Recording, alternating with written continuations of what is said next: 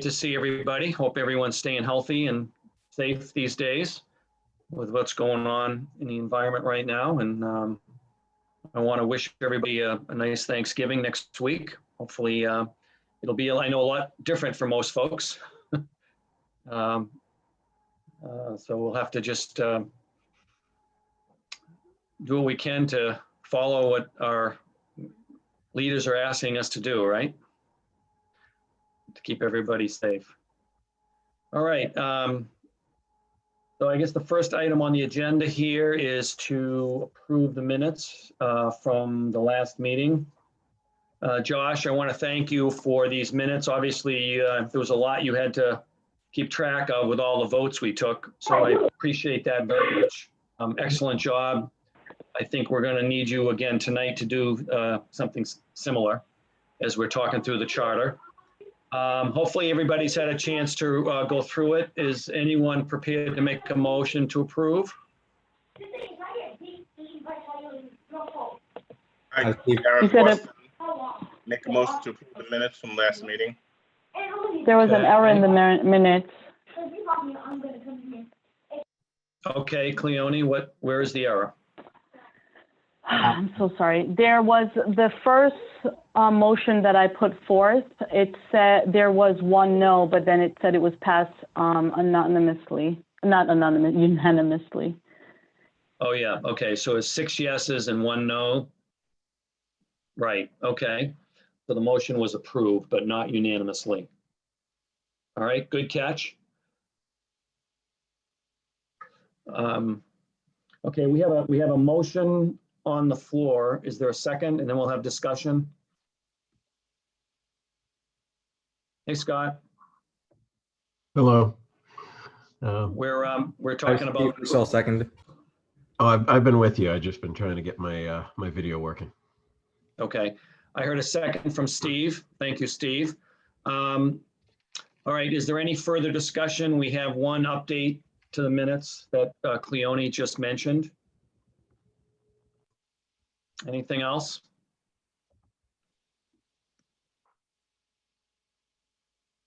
Okay, if not, Josh, we'll have a roll call on the minutes.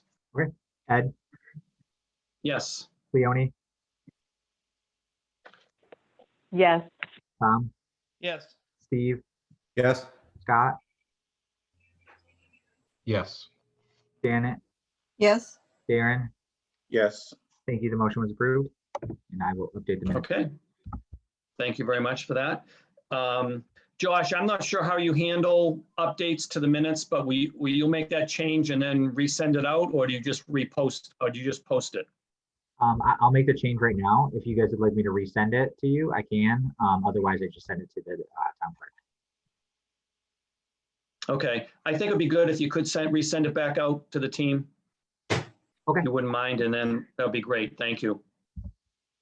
Okay, next item is public comment. I don't see anyone from public on right now. Doesn't mean anybody, somebody won't join for the end, but we'll go past that for now. And we'll get right into old business. First item on the old business is to finalize the update that Tom and I will give at next week's town council meeting on the 24th. I did send out earlier the final deck on that. Tom, I did make just another minor change on that you're not aware of, so we can review that. Why don't we, Tom, are you able to share your screen? I just want to run through it real quick just to make sure everybody gets to see it, everybody's comfortable. Hopefully it won't take more than 5 minutes to do this. Yep. Right. So we decided that rather than it just be an update on the survey, that we would use the opportunity where we're before the council to also give them just an overall status from our committee. So we changed it to just a status update. So this is it. That the one that you just sent to me, Ed, or not just sent today. So the agenda, cover the survey, then our overall CRC plan. This hasn't changed much since it's been out before. questions based on CRC recommendations from the past, plus hot button issues in the town. Promoted both electronically, social media, email, town website, and word of mouth. We are aware that we didn't have as wide a reach as we wanted to, but I'm just going to cite COVID and say, I mean, that's the reason we couldn't do personal visits to try to get more answers and more responses. Survey had 13 questions. 2 were demographic based to determine who was answering the survey, 8 multiple choice response questions, and then 2 open-ended questions. It was open for a total of 37 days from September through October 7th, the 114 total responses. And so here are the questions. Are you a resident of town of Bridgewater? All respondents said yes. Have you ever served on a town council or anything like that? 44 said yes, 70 no's. I'm not going to read all the results. We've been through them, but then we broke each question 3 through whatever question, numerical chart with the descriptor on the top and then a bar chart on the bottom. So it was easy to identify the result. So we'll just kind of scroll through all those. Then question 11, any comments you want the CRC to consider? We broke it down into the major categories. Question 12, do you think what are the most important issues of the town? A lot more variety in responses and numerical responses there. If you add those up, it doesn't equal 114. But that's because some people commented about several things. So then the 5 things that were most referenced were town government, enhancing overall internal and external communication. And that's so the internal side would be interdepartmental and up and down from town council down to lower levels of town employees. External would be from the town council out to their constituents. There were several references to town councilors being more omnipresent in their particular areas they represent. Second one, town government again, but increasing employee accountability and oversight. And having a more meaningful mechanism for town residents to have input on the performance of town employees.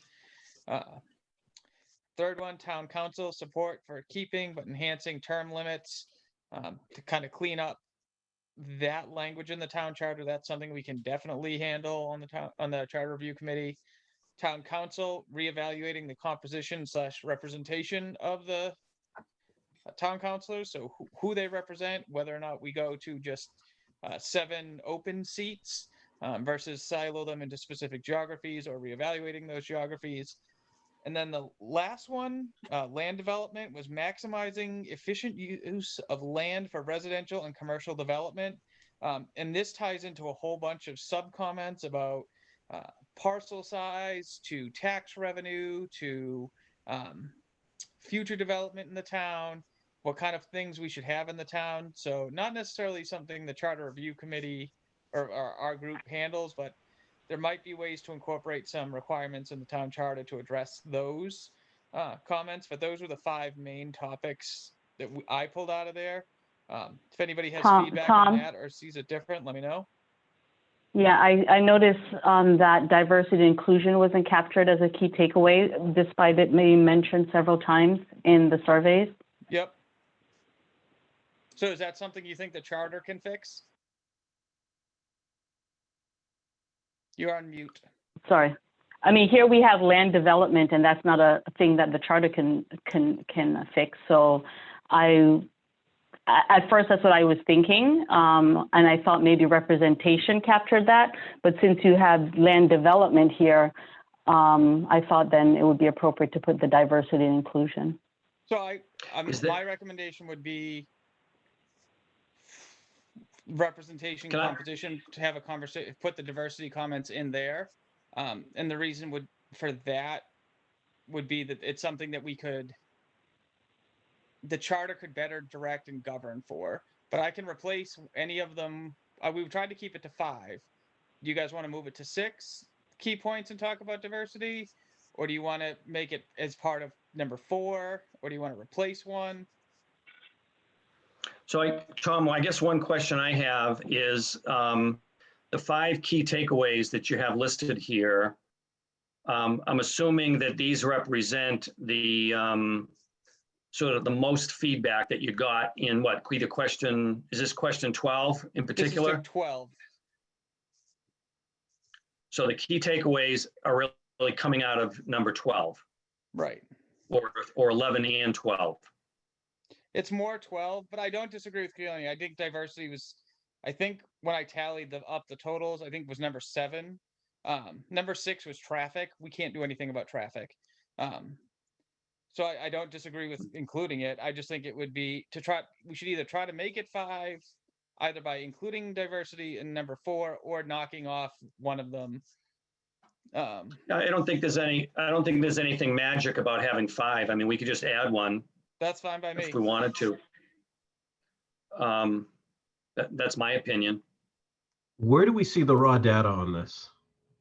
So I don't want to, I'm going to unshare my screen for 1 second because I don't want to share something. Excuse me, else.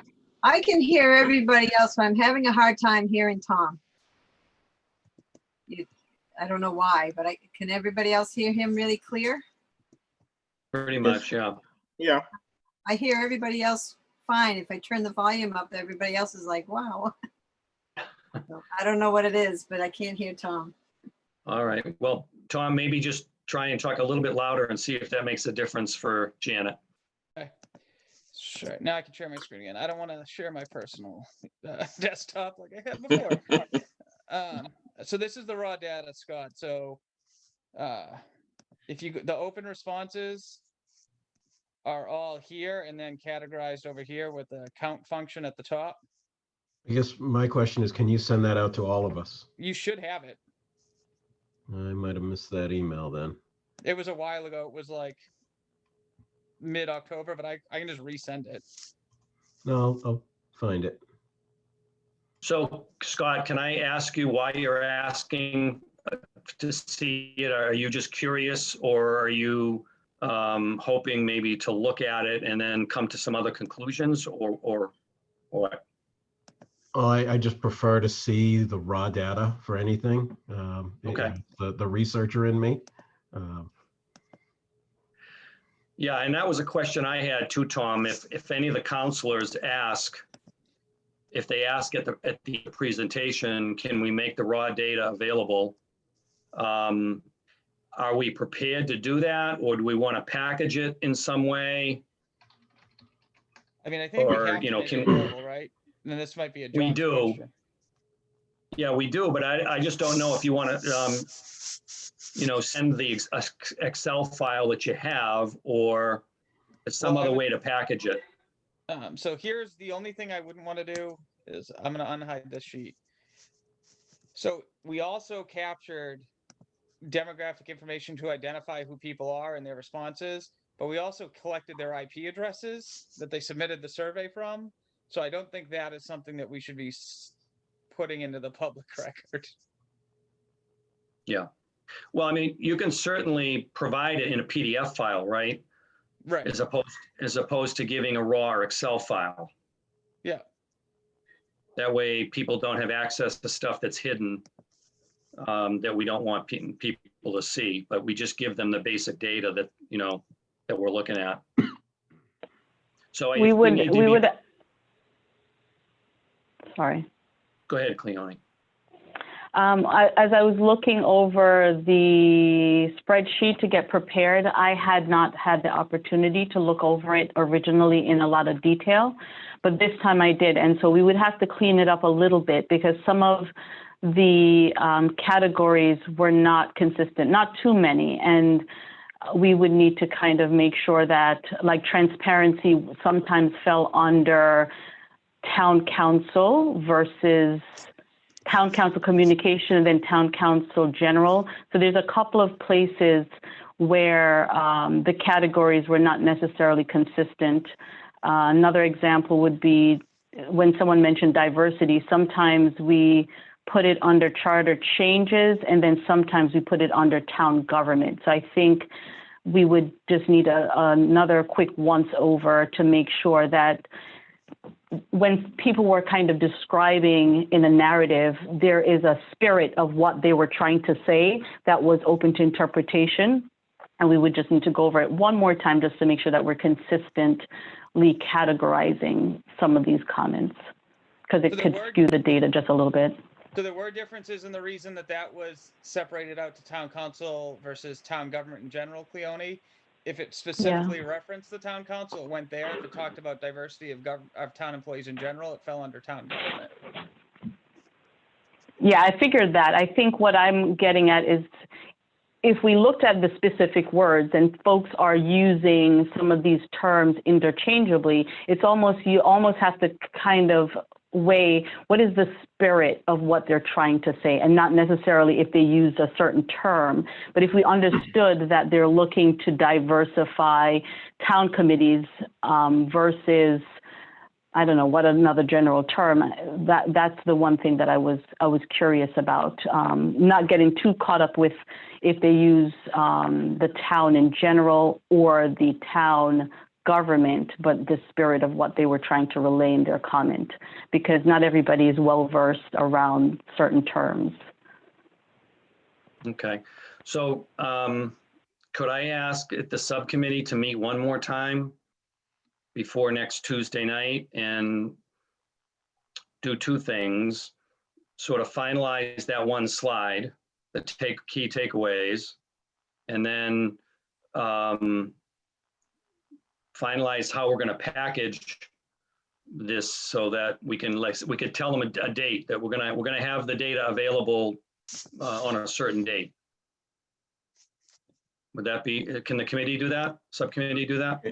So that's fine. I now have a procedural question.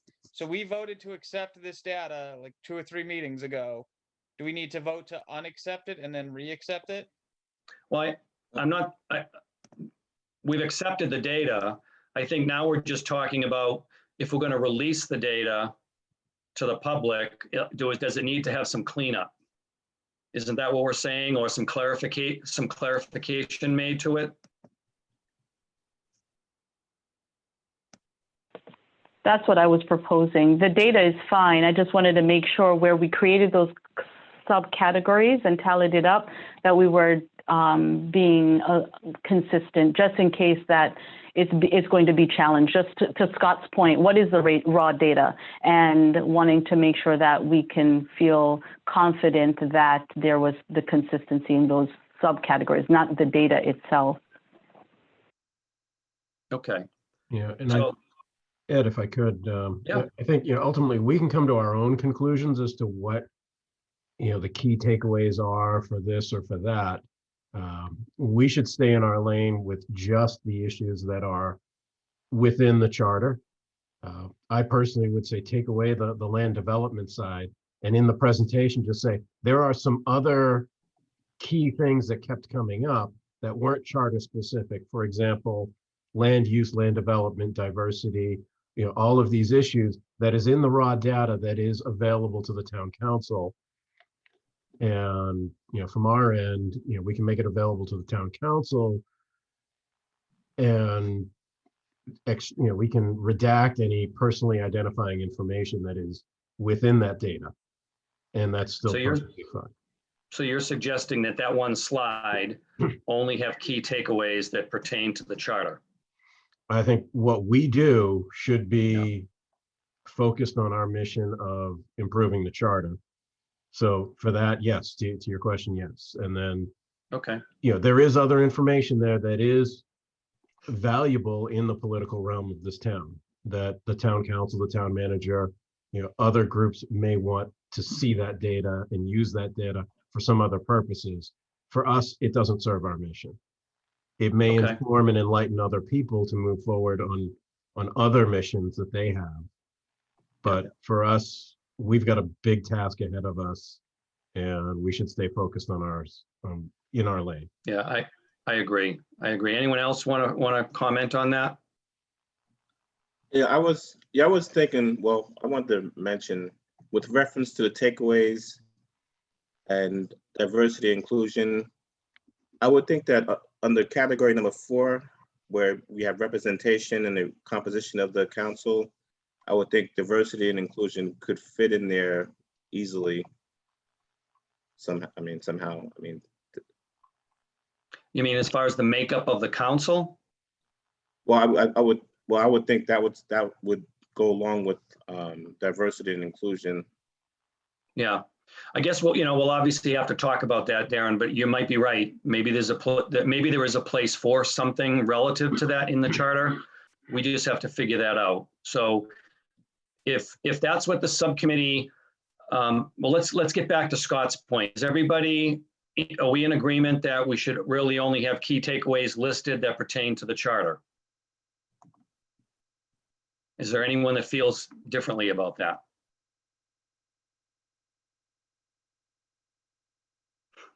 No.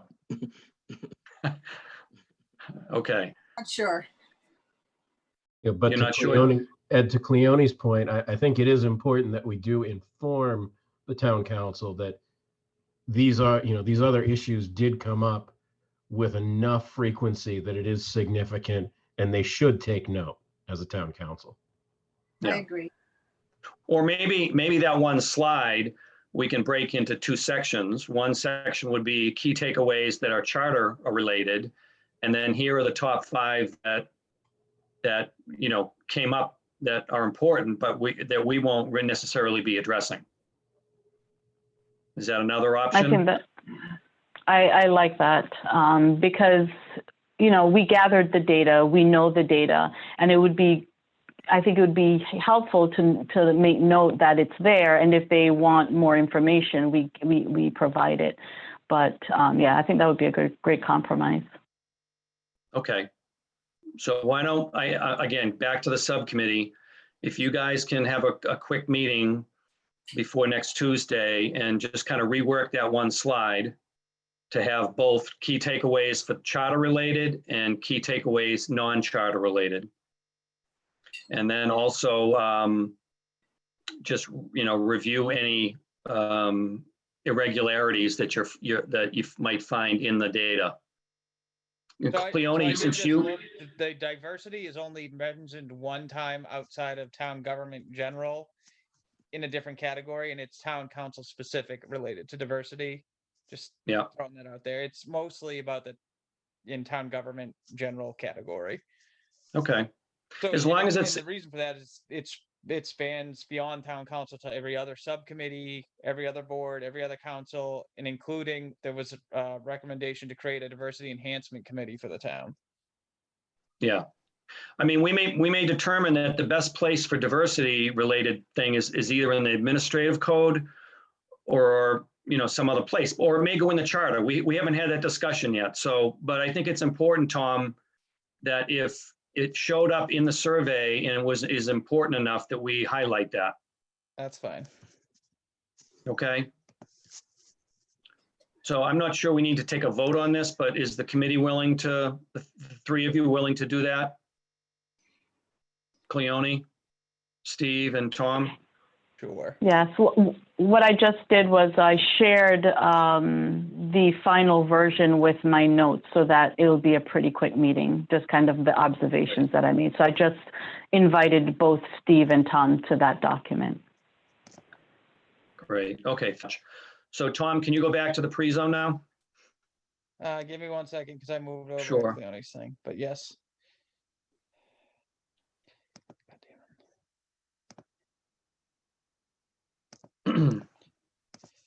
That was a good discussion. Thank you, guys.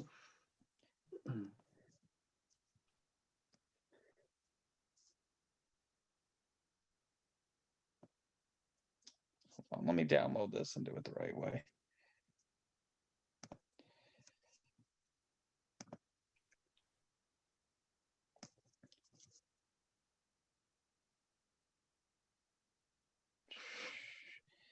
So this is the next slide. So this is to you, Ed. Oh, so can I ask you what, just go back to slide 11 again?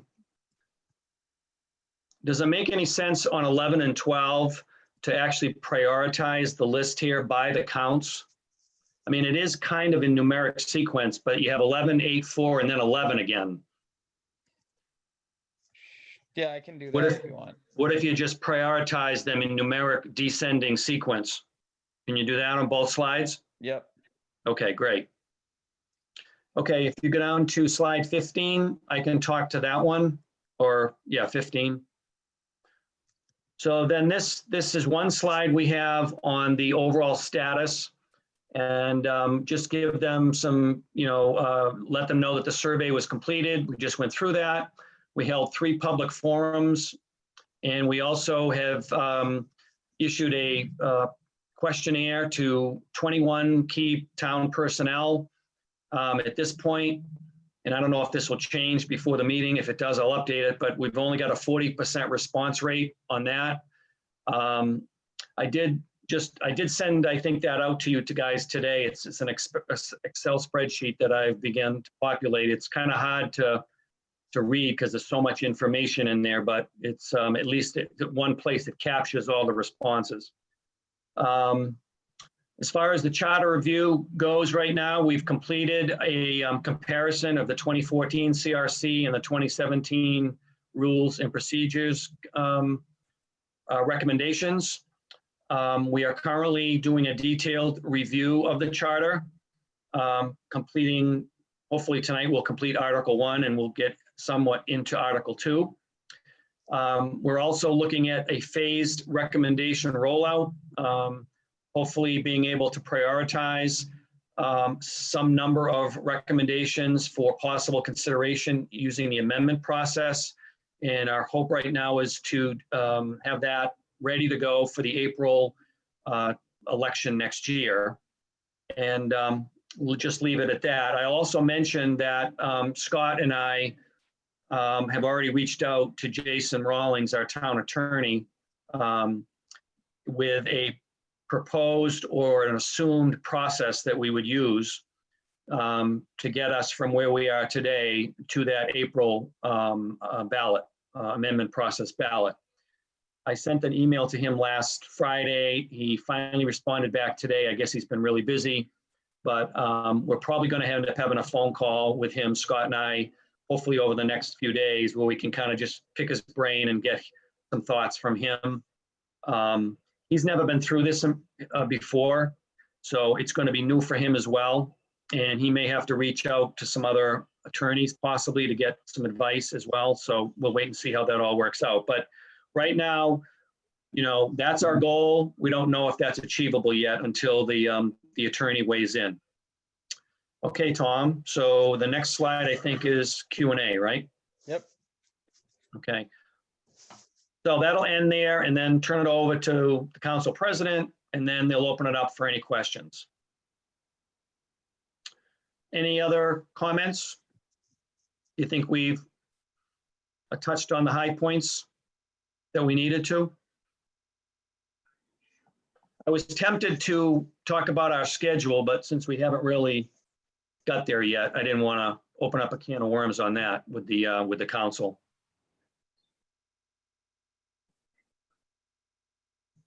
Okay. Why don't we take a vote on the presentation? If somebody wants to make a motion to approve it, knowing that we'll have one slide modified by the subcommittee. Somebody want to make a motion to approve it? Move to approve the briefing for the town council, with the exception of the one slide that will be edited. Okay, thank you, Steve. Second? By Scott Pitt, second that. All right, thanks, Scott. Any questions, comments? Okay, Josh, we'll take a roll call. Ed, Yes. Cleone, Yes. Tom, Yes. Steve, Yes. Scott, Yes. Janet, Yes, Darren. Yes. Thank you. The motion was approved. Okay, thank you. And again, I encourage everybody to participate on that call with the town council Tuesday night.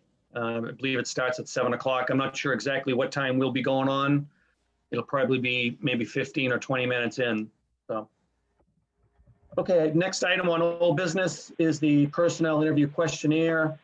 Again, we've gotten 8 responses back. I've sent reminder emails. I've tried to call every individual that I've sent it to. Interesting, one person responded back and said for personal reasons, they didn't want to complete the survey. I thought that was interesting. It might have been personal reasons, meaning that they didn't think it was going to be anonymous, so they didn't want to risk saying anything that could have impeded their job or something. Maybe that was it, but pretty much the folks that I did get response is from provided some good information. So I guess I don't know how long to go with this. Maybe another week. The police chief told me he'd get me something, and he hasn't got me anything yet. The financial director said he would get me something. I haven't seen anything from him yet. So there's another couple of people that I expect to get responses back from. So maybe by the end of next week, we'll just call it, and maybe at our next meeting, I'll go through some of the data. Okay? Any questions on the questionnaire? Can you share the department of that person? Because if I remember correctly, we only send it to the head. So now I'm guessing that department won't be represented, and they felt compelled to tell us that they weren't comfortable. Say that. What's your question again? I mean, I can identify the department that has responded. Is that what you want me to do? Yeah, the one that said that they personally didn't want to respond. Yeah, that came from the engineering department. I think actually, I think it was the electrical engineer. Okay, next item, I would like to actually, if it's okay with everybody, is move item 4, take item 4 next. So take it out of order so that then we can just go to do the charter review. Is everybody okay with that if we do that? Sure. All right, so let's move to the timeline. Ed, sorry to interrupt. I just need somebody to motion to take it out of order, that's all. Okay, somebody make a motion to do that? I, Tom Golden, motion to take the item out of order. Is there a second on that? Hi, Janet Hanson, second. Okay, any discussion? All right, Josh? Ed, Yes. Leonie, Yes. Tom, Yes. Steve, Yes. Scott, Yes. Janet, Yes, Darren. Yes. Thank you. The motion was approved. Thanks, Ed. Okay. All right, now I'm trying to find the timeline. I sent a revised timeline. when did you do that? So I know where to look. Yeah, I'm trying to find it. Sorry, let me go back. And I have to apologize. I do have to leave at 8 o'clock tonight. I'm so sorry. Okay. I thought I was being really prepared tonight, and this was the one thing that kind of skipped my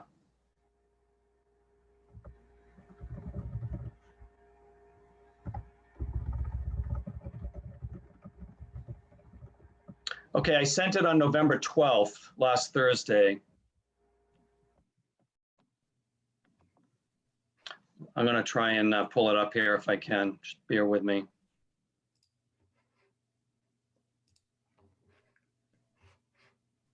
Can I share my screen, Josh?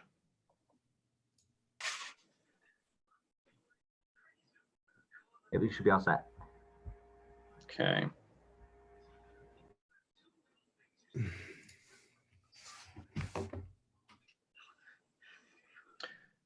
Okay, so this was what I sent you guys.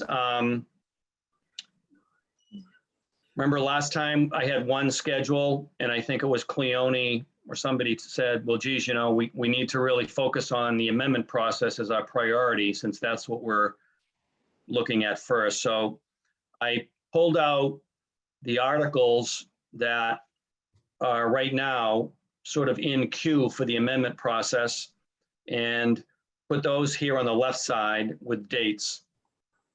And the bundle article is the one article that we will essentially create that will have all the spelling and grammatical changes. So that'll catch everything in the charter from that perspective.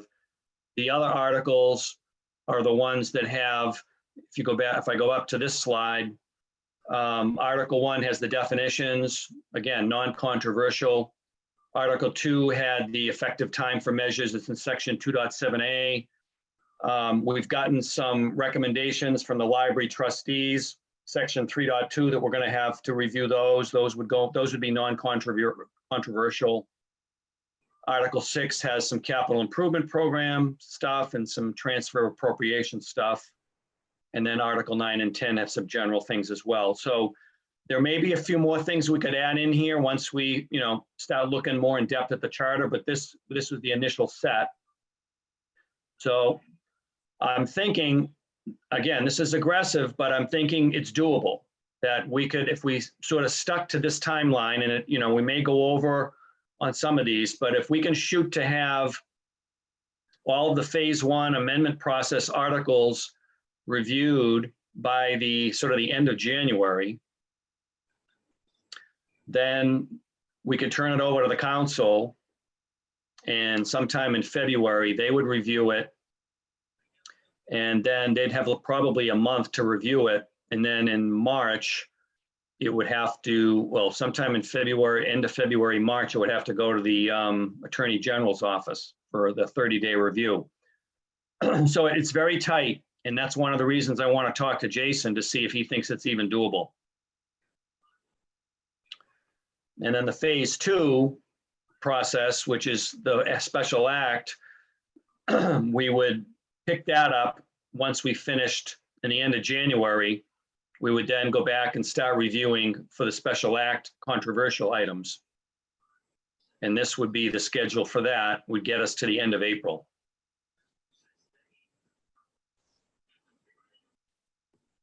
And just to refresh your memory, the controversial changes were the town clerk being appointed versus elected, the term limits, the stipend, the recall provision.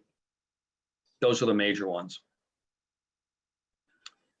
And then obviously there's the feedback that we've gotten from the public forums, from the survey, and potentially from the questionnaire that we'll have to weave into these as well, right? Some of these may end up being, if there are valid changes that we want to see put in resulting from those, some may go into the amendment process, some would go into the special act process. So what are your thoughts on this? Any comments? Ed, correct me if I'm wrong. Did you say the 2-7A was non-controversial? Where the previous recommendations were to, as it stands now, any measure passed isn't final for 30 days. Yeah. The previous recommendation was to cut that down to 72 hours. Right. I'd say that's a major change. Okay. And should be before the voters, because that 30-day process is there to protect the voters, is to protect the people from the town council just going forward and doing things. It gives the citizens time to raise a challenge or even bring it to the courts if they need to. Okay, that's a valid point. So you're saying Article 2, maybe we'd take that out of the amendment process. I mean, there are parts within Article 2 that can be done by the amendment process that are simply formatting, capitalizing certain words. They're within each article. There are things that can be part of the amendment process, but that 2-7A change is a major change. Okay. All right, I'm on board with that. Anyone else feel differently or? I agree. And I trust Scott on that one. Yeah, I'm glad that he brought that up because I wouldn't have even thought of it like that. I agree that to give more time, it's, you're going to cause problems if all of a sudden they decide something and people don't realize it and it's a done deal. Yeah. Okay. Okay, then I'll definitely take that out of the amendment process. And if we find something else that we want to put in there, we can. That's our prerogative to do that. And just to note, there is a way that the town council can bypass that 30-day provision it's under the emergency measures of 2-7B. But that Yeah. requires a 2/3 vote of the town council to say that there is an emergency that exists. Yeah. So there is a way to, if they need to pass something and pass it right now for some sort of urgent need, and it's been used several times. It's used several times a year by the Mhm. town council. So, just my opinion, I like the 30 days, but we can talk about that later. Yeah. Or maybe, I mean, maybe 15 days. I mean, I can understand there's some good rationale for wanting to shorten the time frame to help expedite the way things get done. So maybe it's not 72 hours, but maybe it's less than 30 days. I don't know, Yeah, I think that's a larger discussion for when we do get to that point. I don't want to tie up what Yeah. you're doing now, but Okay.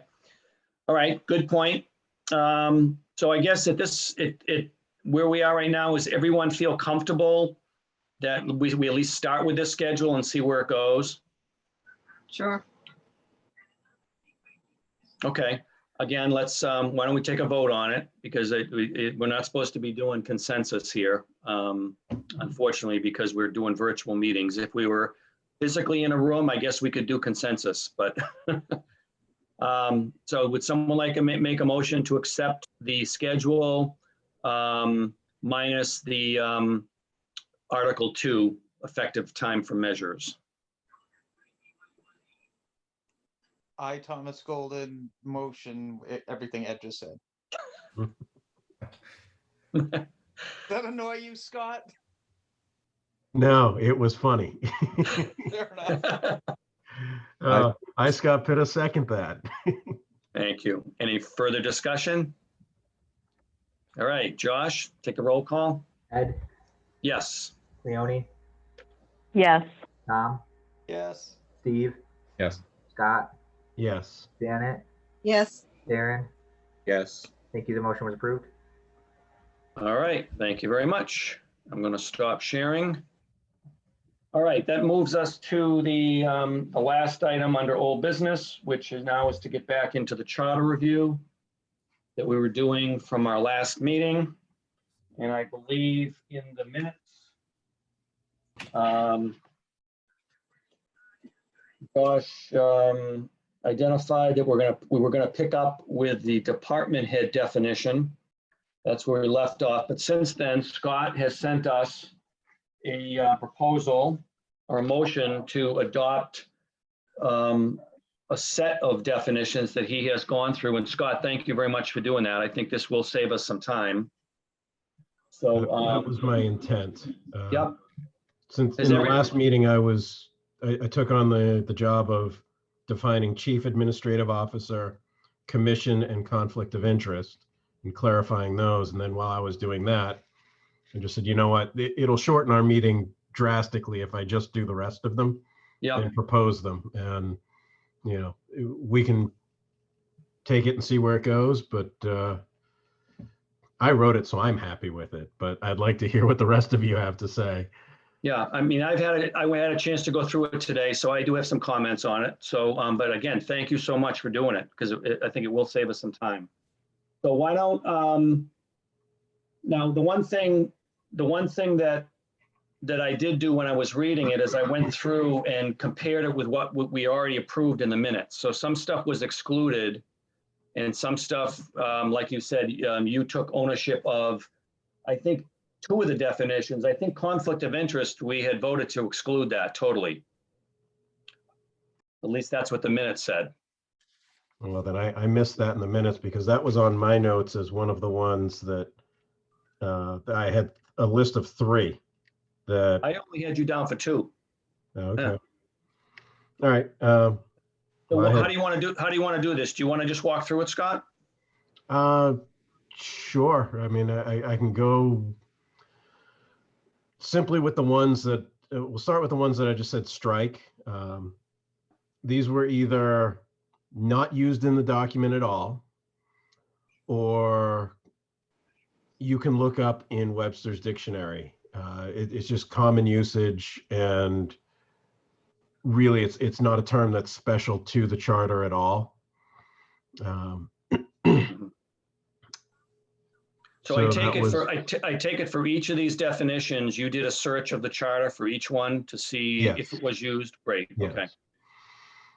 So, division of powers, the only place that is used is it's a section header. And then that section itself describes what the division of powers is. So we don't need to define that here. It's already defined within the charter. Elected authorities, that term is not used. Emergency, that's a political question. That is the town council themselves, when they vote on whether an emergency exists, that's ultimately up to that elected representative to decide whether a given set of circumstances is an emergency.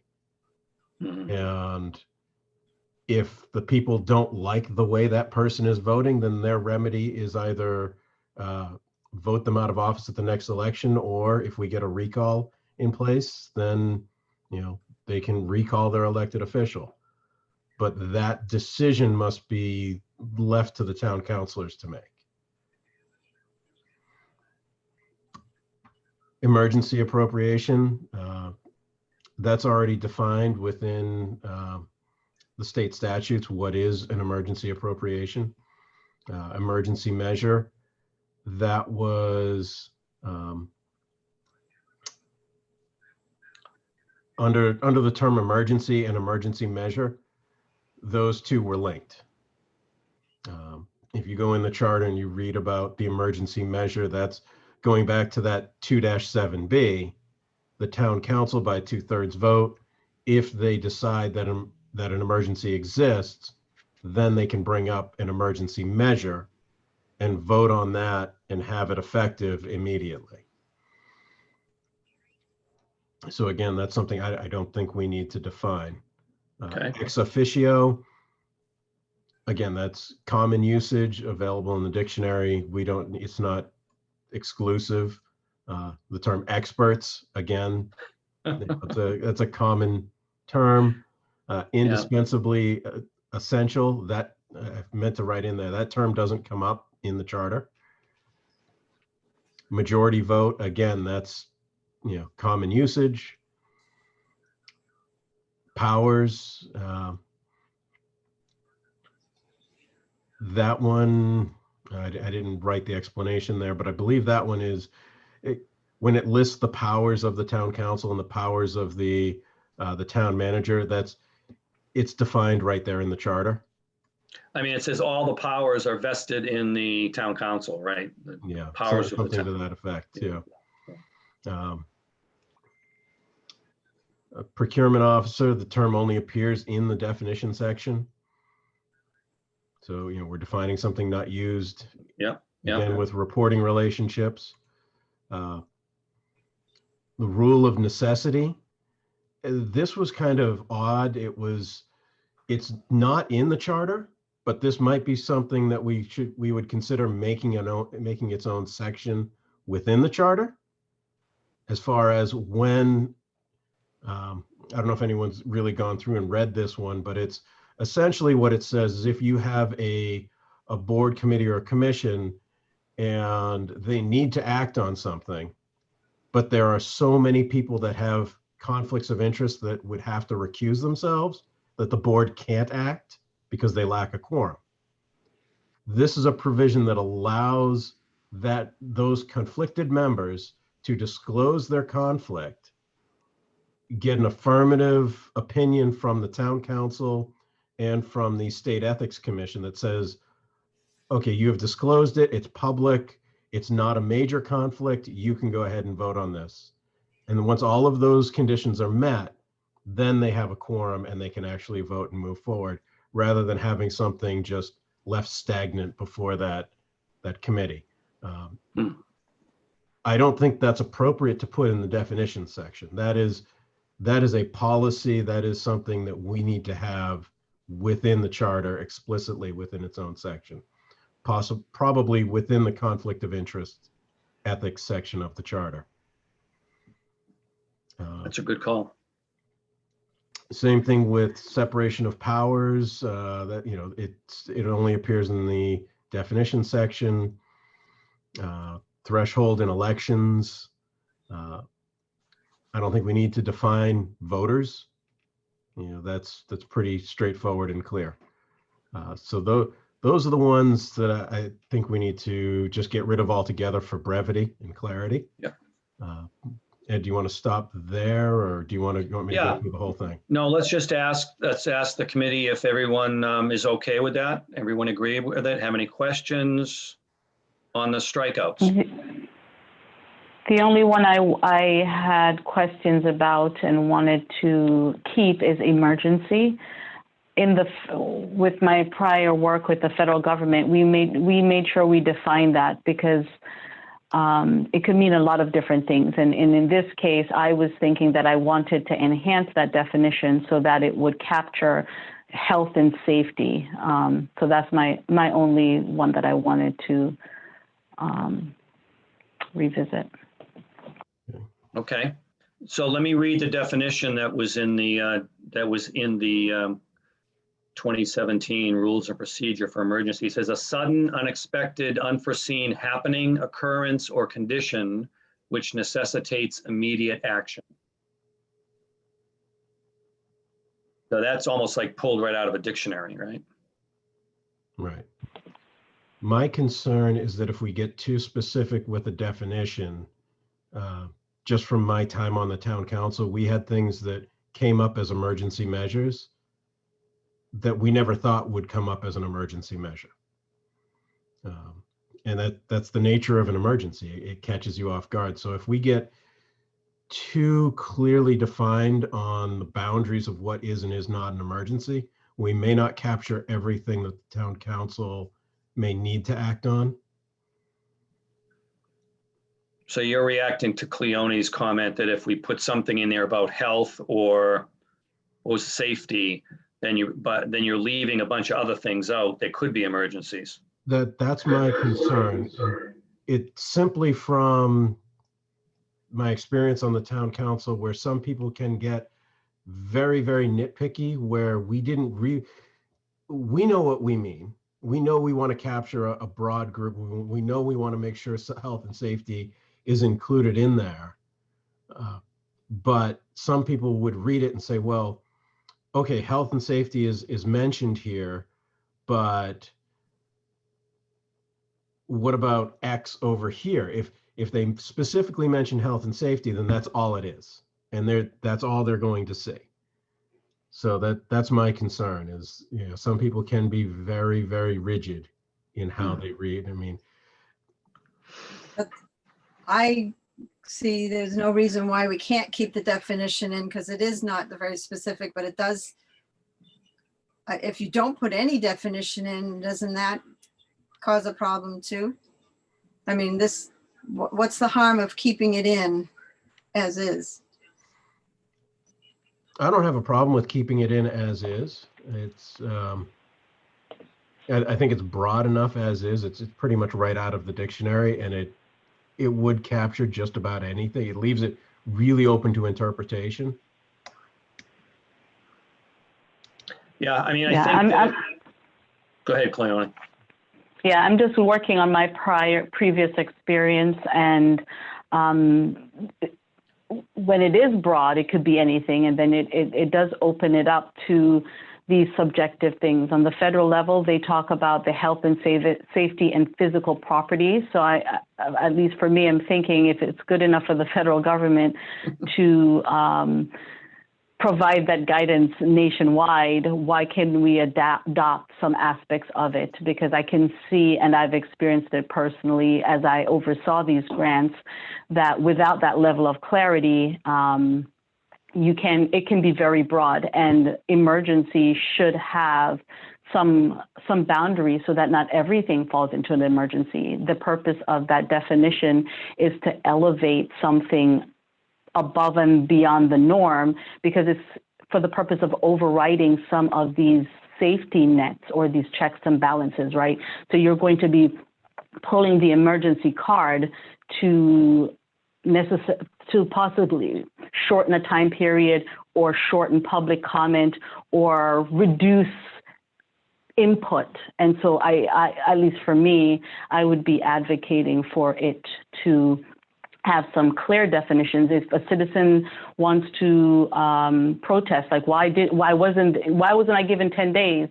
You know, I don't think this is an emergency. Why do you think it's an emergency? And the data has shown that our community want more transparency, right? They want to feel that they have a say. And if we're going to pull the emergency card, I would want the town council to have that backing to say, based on the definition, this would affect, you know, the health and safety and physical property. And so we have overrode these kind of time periods to make sure that this happened. I have to go, and I apologize, I everybody. can definitely understand. All right. Yeah, Thank you, I Cleone. can definitely, thank you, Cleone. And I do remember from, you know, my time on the town council, there were definitely things that came up that were passed as emergency measures that I didn't agree with as them being true emergencies. They were just poor planning. You know, because of the 30-day requirement, we had to get something passed. You know, budgets were the most common thing. Just because of the process of setting the budget. Well, we'd get very close. We'd be within that 30 days, especially in the first few years of the town council. If we didn't pass the budget as an emergency measure, we wouldn't have money to pay salaries. Right. Yeah. You know, so, and that was just poor planning or arguing, or, you know, there was a lot that was going on that was slowing down the process. Yeah. But is that going to, so if we remove the definition like you had proposed in your thing, is that going to change any of that? If we remove the definition, is it going to change? I mean, we're strictly talking about the charter having the definition in there. And to me, it's such an easy word. Like people can go and literally look up the exact same definition on Webster. It's not going to change anything whether we have the definition in there or not, is it? No. It may clarify it, to Cleone's point, that it's only for, you know, sudden and unforeseen circumstances. You know, it may add a little extra teeth to it, rather than, as like Cleone said, where, you know, people can just pull the emergency card for just about anything. And I do like to have that protection in place for the people. So I definitely, I've changed my opinion based on Cleone's point. That I think we should just leave it alone as Ed read it. Yeah, that's kind of what I'm thinking too. Because once you start to qualify it, then, as I said, if you miss something, then automatically people are going to assume, well, that's not really an emergency because that's not defined like the other things are defined, you know. So if somebody wants to, like, how do we want to do this here? I think we want to vote. Last time we voted on each individual definition. Well, Ed, what I'd like to do, if you'll permit me, is if we can just come to a consensus. If anybody has any like major objections to the rest of them, what I'd like to do is do this as one big omnibus motion on everything here. If it works, great, we save a lot of time. If it doesn't, then, you know, we'll go through line by line. But from my motion, I can just strike the entire emergency line. Anything referencing emergency. And we'll just keep in place the existing definition in the charter. Yeah. I have Is some Okay. questions. On emergency, Janet? No, on the way everything is now, I wouldn't be able to vote for or approve what Scott did without asking some questions. Right. So he's gone through all the things he's going to strike. Then I think what he's going to do is he's going to go through all the other ones, and we'll have a chance to discuss each other one there. Well, I have some questions on the striking ones. Okay. Well, let's finish up the emergency one. So Is everybody okay with leaving emergency in the way I read it from the Rules and Procedure Committee? And then we'll just move forward. So, Fine. okay, so Scott, you'll just remove the strike on emergency. Okay. We'll just say keep.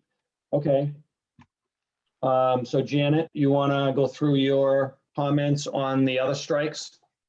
Well, my first question is, definitions in this are for what purpose? It's for people to understand terminology and everything, right? And to clarify terms that are in the charter. Is that right?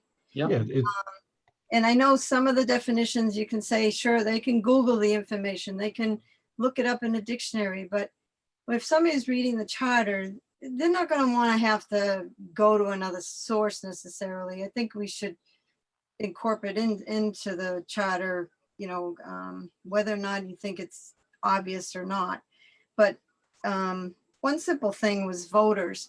Yes, we all know what a voter is, but if you read the definition in the charter, it does clarify who actually can vote. It's not just anybody, it's the members of the town, town registered voters within the town that can vote on this. That's the definition of voter is not necessarily what that definition is in the charter. It's specific to the town. It's simple. I know you can look up voter in the dictionary. The other thing is I felt that we should keep the emergency appropriation because I read what it said. And you said that it's in the state statute, but I don't know what the state statute is. Where do I find that? It's well, my point there is we can't alter the state statute. If there's a conflict between the state statute and what we write, then the state statute is controlling. I kind of missed that, but I mean, you said that the term is already defined and controlled by the state statute. I have no idea what that is. So how do I find that as a person to go, like if I have a question, I'm reading way it is in the charter. If we take it out, you can say, well, it's controlled by state statute, but I don't. Scott, I don't think that, yeah, I don't think, I'm not I saying. don't think that's a necessarily totally true statement that if we have something in the charter that conflicts with or overrides a state statute, I think because we're self-governing with our own charter, we can do that. So there's probably certain things, public health laws and maybe some other things that were prohibited from changing, but I think there are things that we can override. Well, I don't know. Yeah, it comes down to the concept of supremacy. Mhm. If we have things that are inconsistent with state law will control. Okay. Okay, so Janet's comments certainly have some merit to them. I mean, I'm looking at the definitions myself too. I mean, yeah, I know what a voter is, but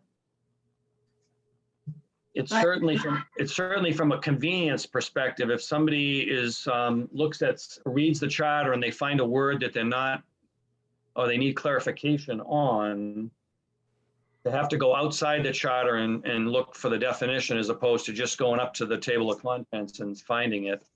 Well, to that extent, there are a lot of terms in the charter that we could define.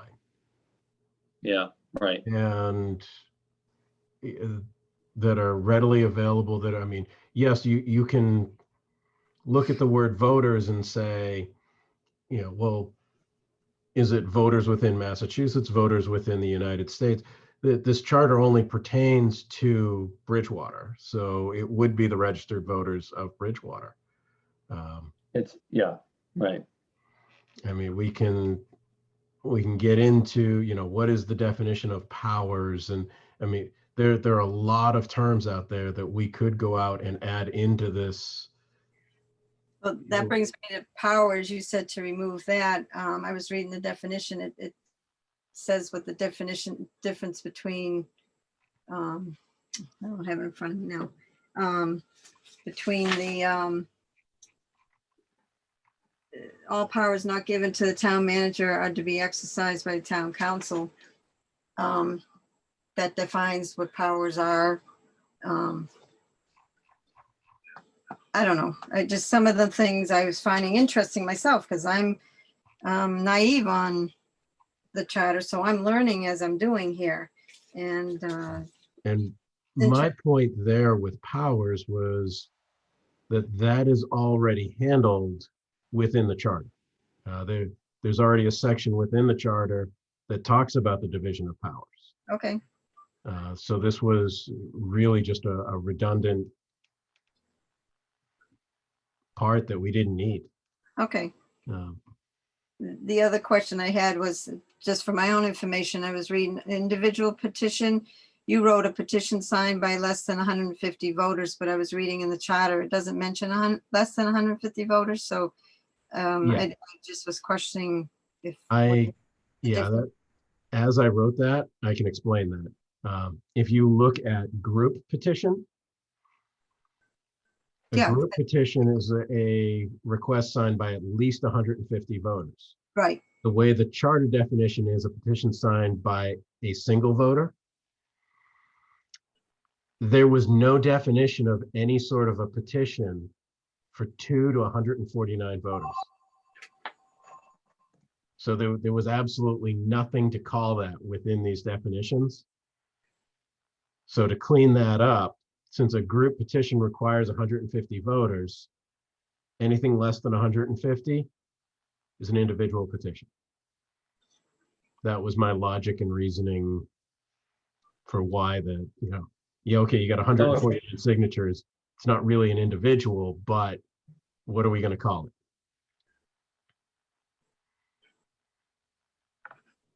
Yeah, I had the same comment as Janet. well, it makes it sound like it can't be the only one. I mean, yes, one is less than 150, but it's not clear. Individual means, and I didn't realize, but you can have one person do a petition. Right. So, if you had 5 people do a petition, it's still called an individual petition Yeah, and that's, yeah. I'm actually glad you brought this up because I wanted to have this very discussion. What do we call that? There was nothing with the way the charter is written now. If you have 5 people signing on a petition, we have nothing to call that. Because it doesn't meet the definition of an individual petition, and it doesn't meet the definition of a group petition. So the definition that was in the rules and procedures version says a petition signed by a voter as certified by the town board of registrars or its successor. So they said by a voter is an individual petition. Right. My point was, what if it's signed by 2 voters? Right. Well, why couldn't we change the charter to say a group petition? Why does it have to be at least 150 voters? I think it has something to do with, hold on. I have to get down to the, I mean, could we say a group petition starts at 2? 2 people would be a group petition instead of 150? I think that may have implications when we get into the citizens initiative measures. Mhm. Change that definition. Trying to recall off the top of my head, but I can't. Can we take a step back for a minute? Scott did a lot of work and he did a really good job of looking at the definitions. And from my understanding, what he found was that some of the definitions were already defined in the charter and others were not in the charter at all. So it looks, from my understanding, it looks like he was trying to just strike out the ones that were not in the charter. So maybe we should look at that, maybe try to address that first, because if we start looking at each definition, we're going to be looking at this for months. We're not going to ever get anything done. I think Right. Scott did a lot of work. I think he did a really great job of identifying what's already defined in the charter and removing what's not even in the charter. So maybe we can start there and then start looking at other things that need to be defined or redefined. I agree. Because We we're spent- never going to go anywhere. This is not going to work. We spent 20 minutes now on emergency and group petition. Right. So I guess, Darren, you make a good point. Somehow, though, as a committee, we have to reach consensus on the definitions. I think Scott took an approach, which is a good approach, but it doesn't mean we just look at it and accept it carte blanche either. I think Right. he was asking us to go through it and raise any comments or questions that we had, which is what Janet did. And, you know, I had a couple myself that I hadn't got to yet either. So somehow we have to be able to do this, but we have to do it in an expedited manner, I guess, you know. So what do we think, or what do people think about the definitions that and his explanation for striking the definitions that he proposed to strike, other than the one that we agreed that we would try to keep emergency? I mean, he did pretty much go through them pretty well. Yeah, yeah. The ones that he wanted to strike. Maybe we can take a vote on the ones that he wanted to strike. And then that would kind of give us some place to start. I mean, Yeah. I mean, the only other one that, I mean, I think that's fine. You I mean, need- Janet had a question on powers. He struck that, but I had a question I was looking at, I mean, are we gonna vote on saying that we agree with all the strike, or are we gonna vote on each individual one that he wants to strike? no, we're going to vote on No. all the strikes in one Yeah. vote. Oh, okay. but well, we agreed to keep emergency, Right. I think. Yes, yes. Well, that one, yeah.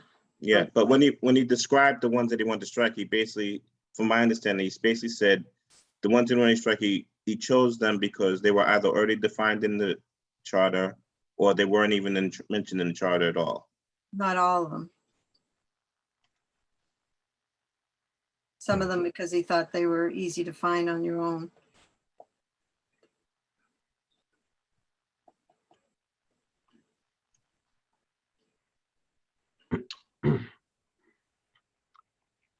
Okay. So would somebody like to make a motion to vote on the strikes as defined by Scott with the exception of keeping emergency? Yeah. I'll go ahead and make that motion. I'll second it. Okay. Any discussion, further discussion?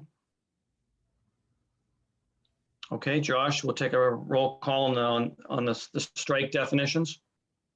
Ed, Yes? Tom, Yes. Steve, Yes.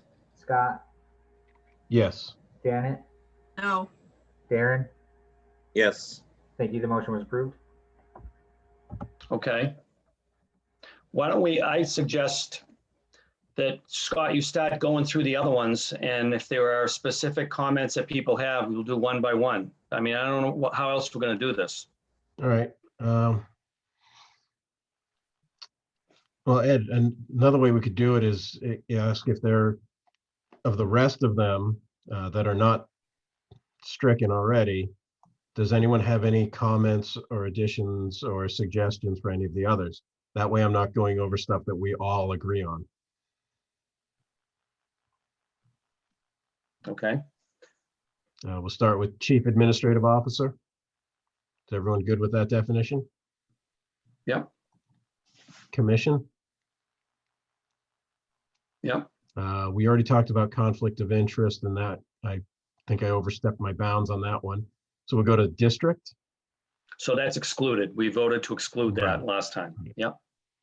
So we'll go to district. Any comments on that? we voted to. We voted to exclude district? No, We voted to conflict of interest. We voted last meeting to exclude it. Oh, okay. It was in the minutes. Okay, so district, anyone have an issue with that one? And while we're here, I'm going to skip down to precinct. Just, but this will be the only time I'll take these out of order. But precinct, and this came from a discussion with a town council member who is seeing with the growth in residents in the town in certain districts, that there may be a need to divide those districts into separate precincts for administrative purposes within the town. We don't use this term yet, but this was something that was mentioned that we may need. So this is a forward-looking term.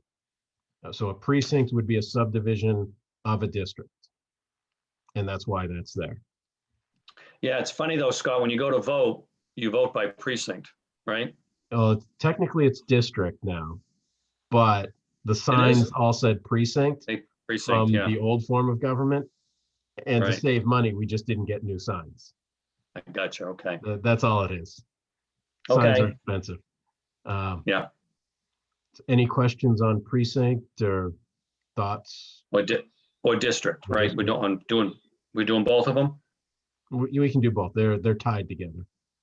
Yeah. Okay. I'm good. Down, which brings us down to group petition. Group petition and individual petition are from the previous charter review committee. And that's what I was thinking of. It's not in the existing charter, but it was in the previous recommendations. So whether we strike those or keep those. Yeah, it was actually in the original CRC definitions, and it was in the town council rules and procedure version as well. Yeah. They had a group petition signed by at least 150 voters, and then they had the individual, which I read, which was signed by a voter. Right. And the terms are not used in any of the documents except for the 2014 track change version in section 8-7. And it's essentially it's citizens initiative measures is what it is. It's ways for the citizens to address issues with the town council. So, whether we keep them in definitions now or later is really going to be dependent on if you think we're going to be using those terms when we get to that section of the charter. So, but I wanted to define them just in case we do keep those. And then when we go back and review at the final, and do our final review to make sure everything adds up, we have a definition in place in case we do keep those sections or integrate some portion of the individual petition or group petition measures going before the town council. Yeah. Well, I would recommend keeping them both in the way you've got them written right now. Okay. Thank you. Anyone else? All right. Initiative petition is the next one. Any comments on that? Nope, that looks good. That's pretty much as defined in section 8.1. Measure and multi-member body. It's good. Order.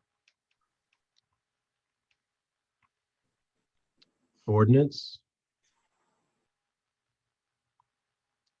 And we talked about precinct, so I'll move on to quorum. Referendum. If I'm moving too Yeah, fast. so no referendum. So the only comment I have on there is it isn't called a referendum petition.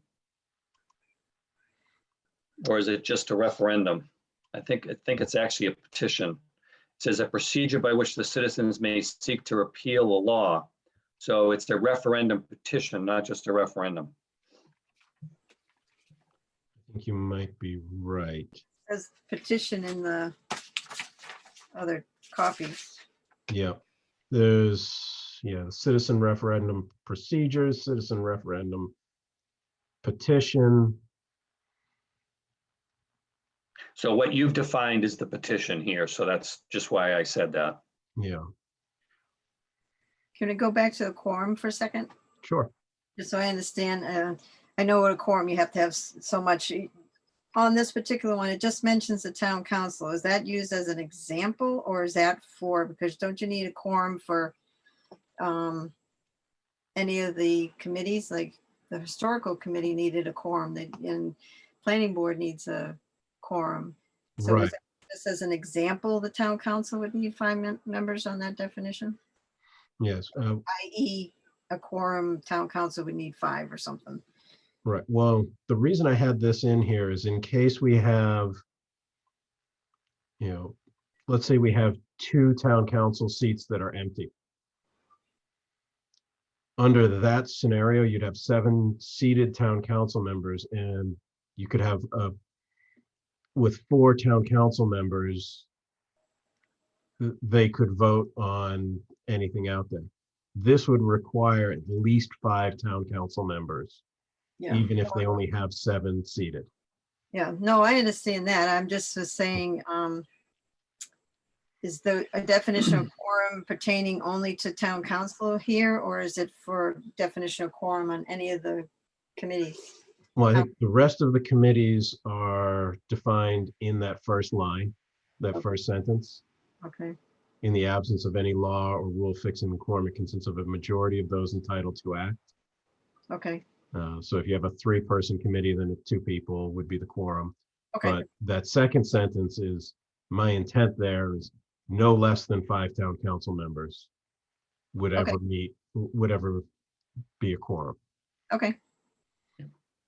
Yeah, that's good. I like that. That sounds good. I'm a horrible pessimist, and I look for the worst possible scenario and try to fix it. Yeah, I think it's from years of flying helicopters. What do you think, Ed? Yeah, right. Um, All right, next resolution. I thought resolution was a little bit too wordy. Yeah, I Scott. agree with that. That last sentence could probably be taken out. okay, I'm fine with that. Anybody else have an issue with taking out that last sentence? What last The sentence? resolution from the term is usually employed, essentially it's an example. The term is usually employed to denote the adoption of a motion, the subject matter of which would not properly constitute a statute, such as a mere expression of opinion, Yeah. alteration of. So the you're gonna will. remove that whole last sentence. Yeah, we can remove that whole last sentence. And Okay, I also think that the sentence before that, you can remove also comma and just say a motion or formal proposition offered for adoption by such a body. Yeah, that's fine. yep, that's good, Scott. I mean, Steve. That's fine. I talked about rule of necessity. Yeah, We we're went gonna over put that in the charter, right? Yeah, that needs to be moved into the charter. Special election.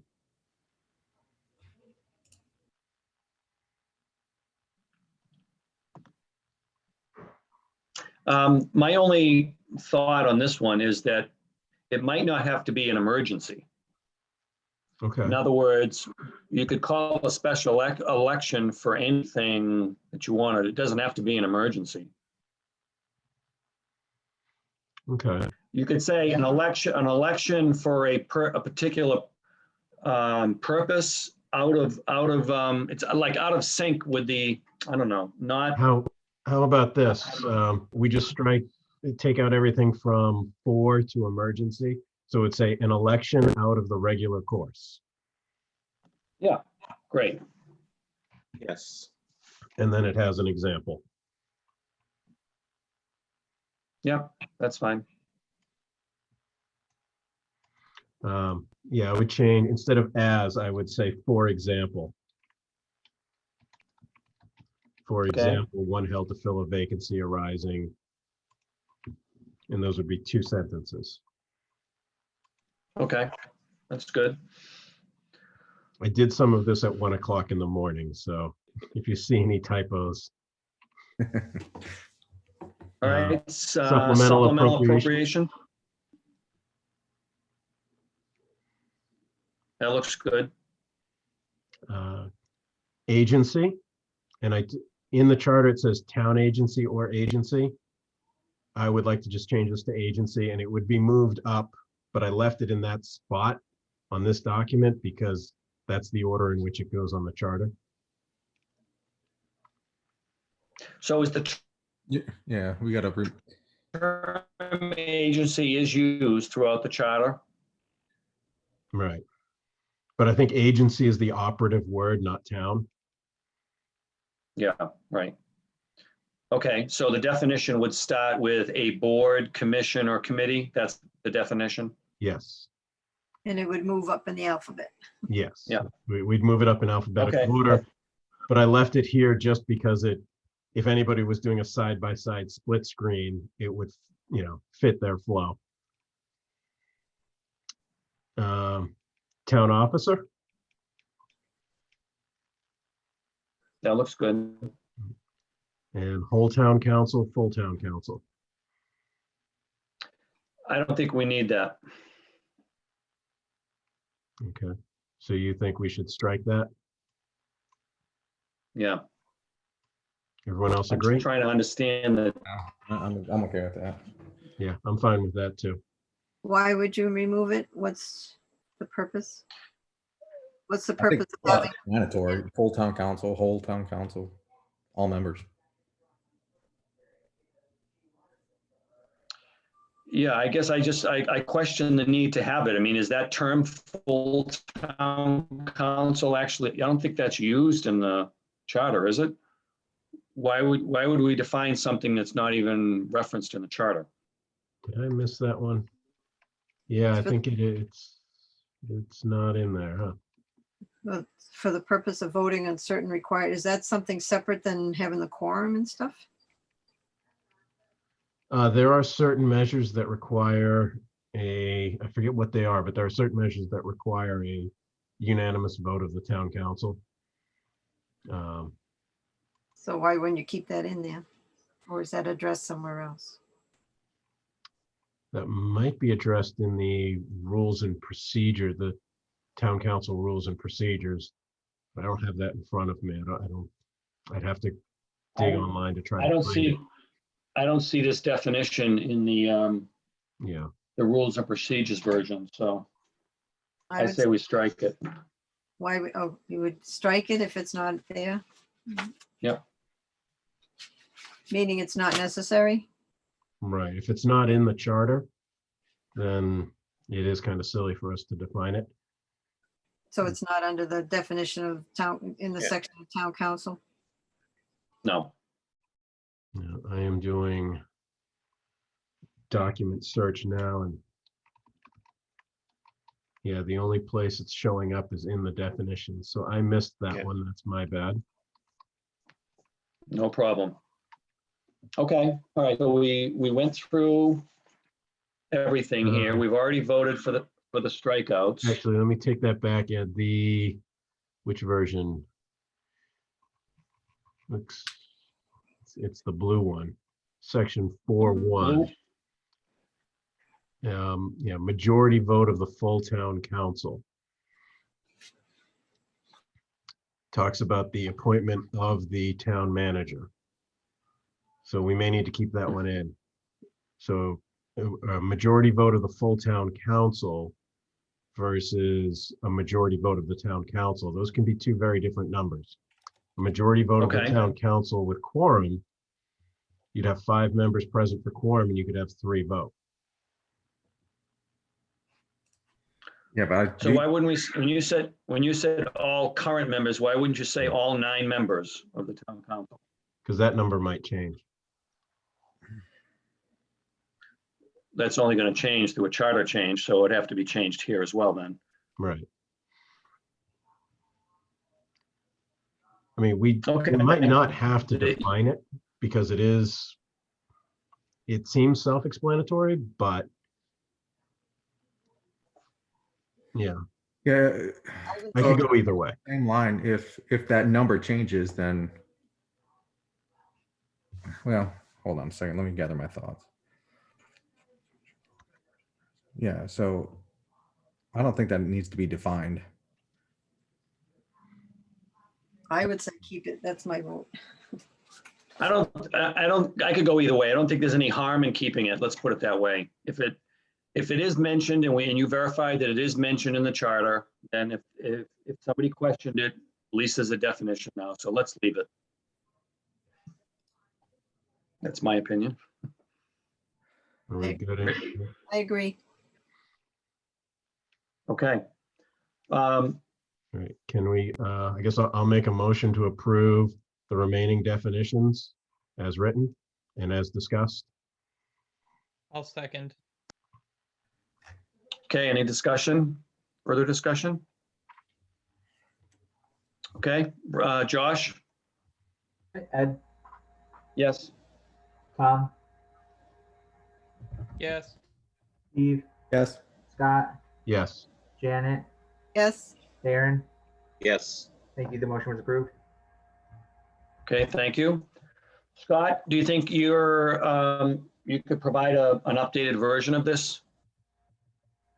Based on the Yes. minutes, or maybe Josh has the minutes from this on what the changes were, but, Yes, I was making changes as we went, and okay, good.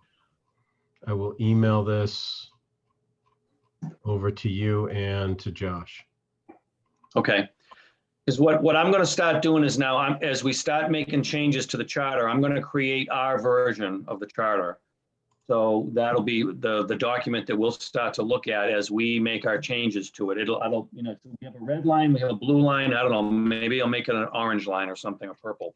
But that'll be the document that reflects the changes that we're making as a committee. Okay, that completes the definitions. So now let's go back and look at, I believe we voted to take the definitions out of Article 1. Is that correct? and make it I'm trying to find the minutes. I believe so. We were going to make it a separate. I'm just looking at the minutes from last week. Janet motioned that the definitions should be separated from Article 1, located at the beginning of the charter in front of Article 1. Darren said the motion was approved unanimously. Okay. So we're done with the definitions for now. We're going to put them in front of Article 1. So now if we look at Article 1, you guys, I don't know if you have that up on your computers, so you can look at it with me. I mean, I can, I don't know if I can. I don't think I have it available to share right now on this computer. It's on my other computer, unfortunately. But Section 1.1 incorporation, there's no changes there. Which Section version? 1.2 is the, I'm sorry, Janet. Which I'm version? looking at the version, I'm looking at the 27 Town Council Rules and Procedure version, which is the blue version. Oh, I don't have color. Okay, The 2017? Is that the 2017? yeah. Okay, got it. I've actually got them both open, but that's the one that I've been using because they made most of the changes, I think, that were applicable, that I think we pretty much will be agreeing with these, I would imagine, but we'll see. So I didn't see any changes in Section 1.1. Section 1.2 is the short title. That's just one sentence. The only changes there were capitalizing Home Rule Charter. That was grammatical changes. Section 1.3, division of powers. Again, the only thing there was capitalizing the word town, capitalizing the word town council, and capitalizing town manager. Section 1.4, powers of the town. Capitalizing the word charter, the word town, and the word laws of the Commonwealth.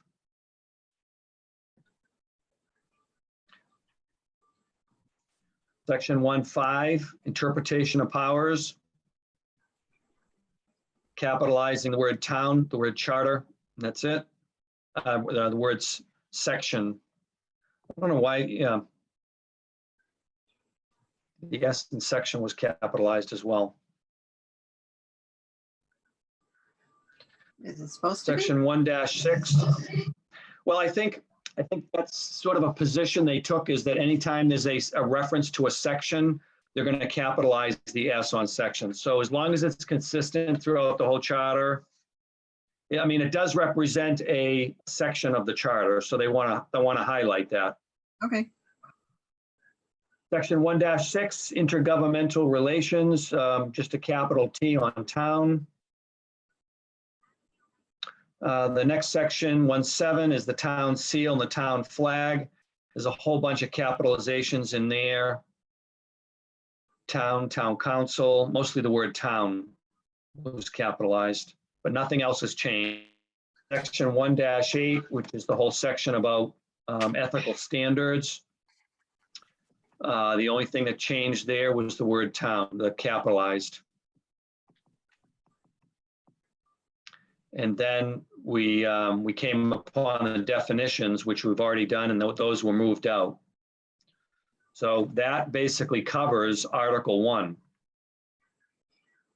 I, Scott Pidham, move to approve the changes as Ed just read them. Second. Thomas Golden, second that. I think Janet beat you, Tom. That's fine by me. Just move on. Okay. Here, here. Any further discussion? No. Okay, Josh, roll call on that? Ed, Yes. Tom, Yes. Steve, Yes. Scott, Yes. Janet, Yes. Karen. Yes. Thank you. The motion was approved. All right, thank you. All right. So now we're going to get into Article 2. Wasn't so bad. Now we're in Article 2. Yeah. Moving right along. So Article 2 is going to take us a couple of meetings, because this is where there's some dicey stuff in here, but let's start at the beginning and go down. So Section 2.1, that really talks about the composition, eligibility, and term of office of the town council. So Section 2.1A, there's a capitalization of the word town. Nothing else has changed. 2.1B is eligibility, and there's capitalizations there on counselor, at large, district is capitalized.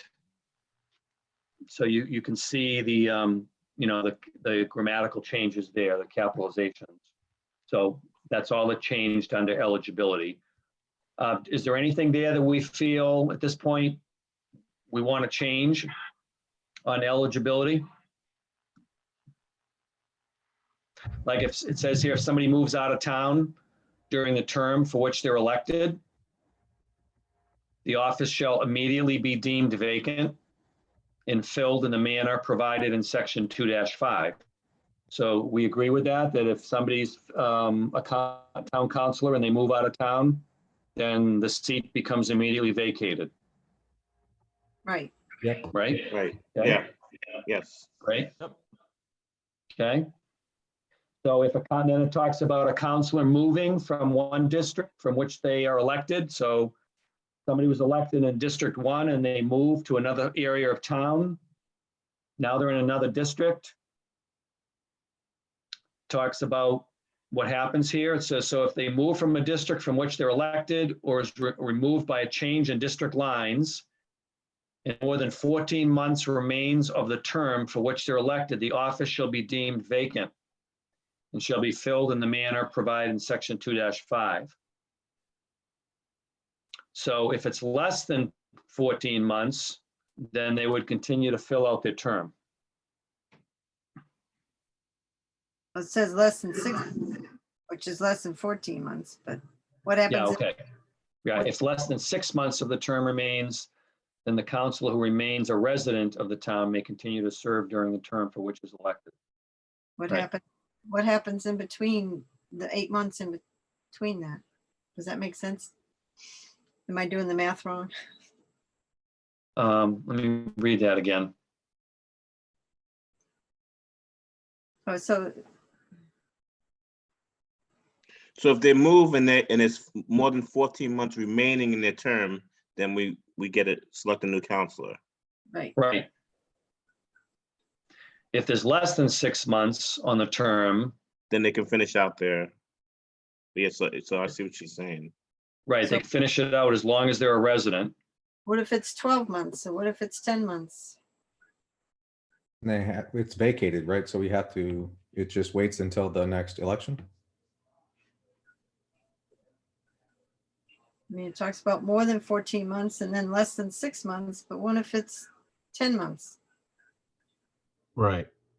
I agree with you, Janet. I think Yeah. there needs to be, maybe we just need to recommend just one dividing line at, call it 12 months, be looking at the amount of time it takes to find somebody to fill a vacancy, to get them in the seat and get them to the point where they understand what's going on in a council meeting enough to be effective. I think 12 months is a good cutoff point. And just say, if there's 12 months or more, then We get somebody new. it's vacant. If it's less than 12 months, then they can continue to serve. Okay. Yeah. So make it clearer than it is right now, because yeah, Right. Yeah, that sounds, yeah. What line is this? It's Section- basically B, all under section 2.1. 21B. 2.1B. Yeah. Looks like starts at line 20. So hold on. so what So- we're saying, What about section 2.5 not explain this? Am I misunderstanding this? 2.5 is how to fill a vacancy. This here talks about eligibility. Okay. Yeah, I mean, the way that I read it was, I mean, the sentence before it kind of explains how it will be handled, right? So if a district or council moves out of the town during their term, such the office is deemed vacant and filled in the manner provided in section 2-5. If there are more than 14 months, then it will be filled in the matter of 2.5. If there's less than 6, so less than 6, that means that they can just serve it out. But if there's between 6 and 14, then it will be filled as normal. Wait, well, no, No. that isn't right. No. No, Doesn't Okay. Yeah, I see what you're saying. So, yeah, just make it one, or recommend. I guess we can't make any changes, but we can recommend. Yeah, we can make a recommendation. I think what Scott said was if there's more than 12 months left on the term, then it becomes vacant. Yeah. that's If good. it's less than 12 months on the term, then the person, even though they moved out of the district, they can still fulfill the rest of the term. yes. Did they rewrite that, or is that really how it's written in the normal? Yeah, that's, That's how it's written. So there was a little lapse. it's Yeah. interesting. They use the number for 14 and then letters for 6. Yeah, I know, Anything that's under true 10 too. is usually letters. Yeah, that's Oh, is that true? there's a publishing guide that actually says for single digit numbers to use words, and for double digits and above, you use the actual digits. Number. Okay. Unless they're both in the same sentence, then use digits. Wow, you guys are very knowledgeable. If that's what it takes. Yeah. Learning something new every day here. Okay, so Is there we basically want to reword that sentence that starts, if a district councilor moves from the district from which the councilor is elected or is removed by a change in district lines and more than 12 months remains of the term for which elected, the office shall be deemed vacant and shall be filled in the manner provided in 2.5. If less than 12 months of the term remains, the district councilor who remains a resident of the town may continue to serve during the term for which elected. So that makes it simpler, but let's just think about this now. Does that really make sense? And so I'm a counselor, and I'm in District 1, and I move across town, and now I'm actually in, say, District 6. Does it make sense that I can continue to serve for another year representing a district that I don't live in anymore? I'm just throwing that out there. Is that reasonable? I mean, And I would say I think it's reasonable, because the other option with less than 12 months on the term is that your previous district would become unrepresented for a large portion of that 12 months, the way it's if not the written, right? entirety of the 12 months. If you didn't allow that person to continue to serve, where your new district that you moved into already has a representative. That's true. Yeah. And you're still Yeah. a resident of the town. You still have to see these people at Roach Brothers. You still have at large, familiar right? Yes. Yeah, we haven't changed the makeup of the council. Well, I mean, another option would be to say that one of the at-large people will be designated by a majority vote of the council to the vacant position, or serve as a liaison, whatever. So, In the 8 months difference between 14 and 6? so But then you would still have the same issue of, there's no guarantee the at-large counselor lives in the district that Right. just became vacant. So again, you would still have a resident of Bridgewater who lives in a different district representing the district that just became vacant, in Ed's scenario, District 1. Right. Why not just let the person who's there willing to serve, let them continue to serve? I mean, I agree. Like, as you said, you're still gonna run into them Roach Brothers, right? So, Yeah, and if they decide that they don't want to serve for the 12 months, they can step down and they'll be filled with there'll be a person appointed from the original district to fill the vacancy for that short period of time. So everybody okay with the way we rewritten that? no, hold on one second. So I just want to make sure that I'm understanding. So I just went back and I'm reading 2-5, and so if someone vacates their office and there is more than 14 months, somebody is appointed as a new counselor, or was it the next person who received the next highest amount of votes? So you're getting into something different, Steve. You're looking at actually how to fill a vacancy. Correct, and that's We're what not I want to understand B, because it's referencing 2-5. So we have to look ahead to make sure what it's actually referencing. Okay, so this Okay. entire paragraph is talking about the duration of an elected official. And then if it's over 14 months or less than 14 months, and then there's just that small stipulation that says if there's only 6 months left of his term, then he can just fill it, or he can just remain in there. Right, and what Janet brought up was, well, what if it's greater than 6 months, but less than 14 months? Then the 6-month sentence doesn't apply to him because there's more than 6 months. So he vacates it and he has nothing to do with it. But if it's less than 14 months, then it falls back to section 2.5. And what does 2.5 say? Well, I think So it's if either that's the case, then it's either a yes or no to the first part. And if it's a yes, more than or less than 14 months remain, then is it more than 6 months? If it's less than 6 months, he can fulfill that term by just staying in there, and they're not going to appoint somebody else. If it's less than 14 months, but more than 6, then they will either appoint somebody else or goes to the next person with the highest votes. So why bother saying 14 months? Why don't you just say greater than 6 months?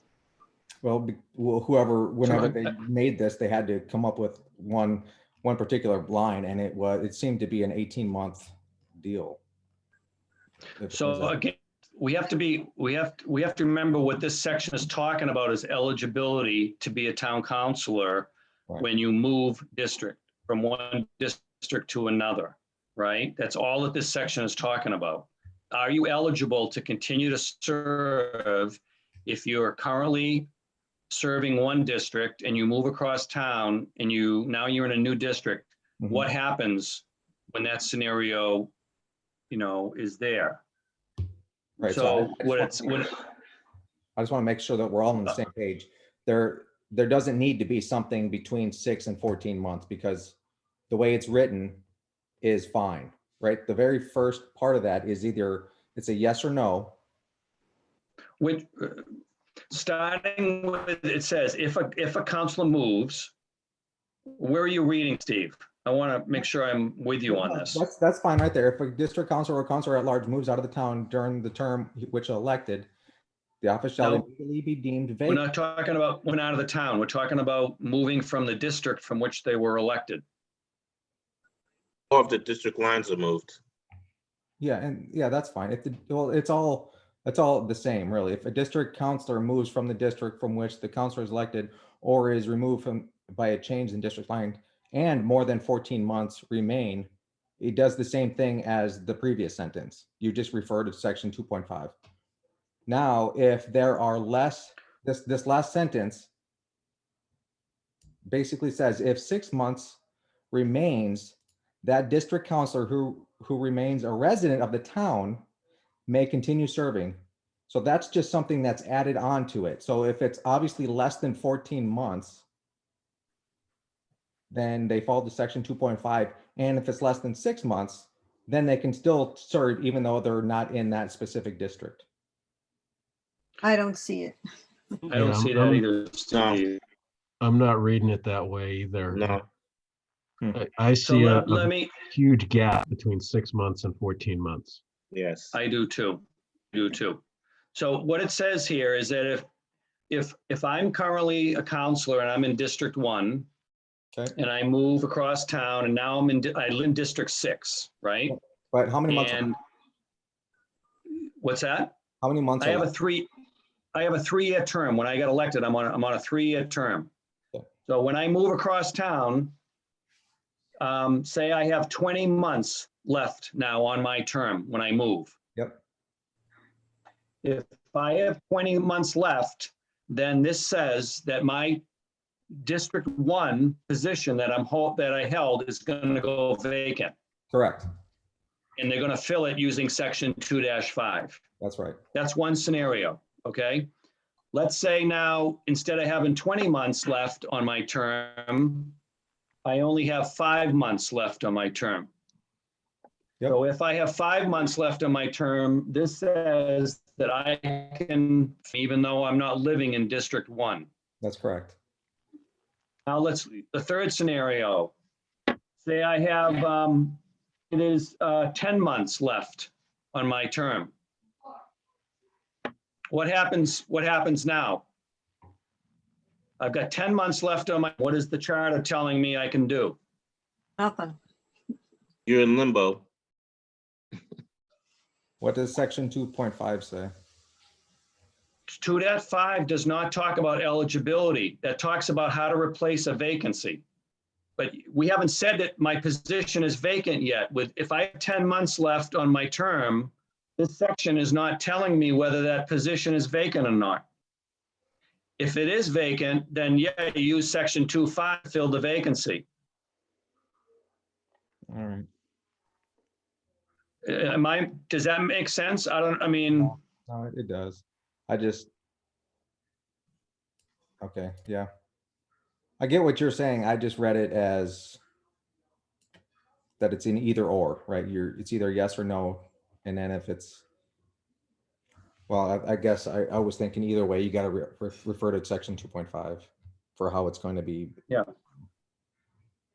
I mean, the other thing is if the town attorney, his job is to interpret the charter, right? Yeah. So if Jason looks at this and he sees the same thing that we see, that we found a hole, then that's good news. But if he looks at this and says, no, that it's all clear here, then maybe he can help us understand, Make it clear. make it clear, right? So I think what we're saying is that we want to change the 14 to 12, and we want to change the 6 to 12. Is that correct? Yes, I think that's what we said. Okay, great. Let's leave it at that and move forward. The next 2-1C is, that's the term limits. So it's 5 to 9. This is going to be probably a lengthy discussion, so I'm not sure we want to get into this now. What's the general thought of the committee? I think there's no way we're getting through all term limits before 9 o'clock. Okay, That's a huge undertaking right Yep. there. so let me make a recommendation or a suggestion to the committee. For our next meeting, why doesn't everybody come with a suggested version of what term limits should say? That's your homework, right? Assuming we want to keep term limits, because that's what the survey told us, is that the majority of our respondents want to keep term limits, but they want to revise the language.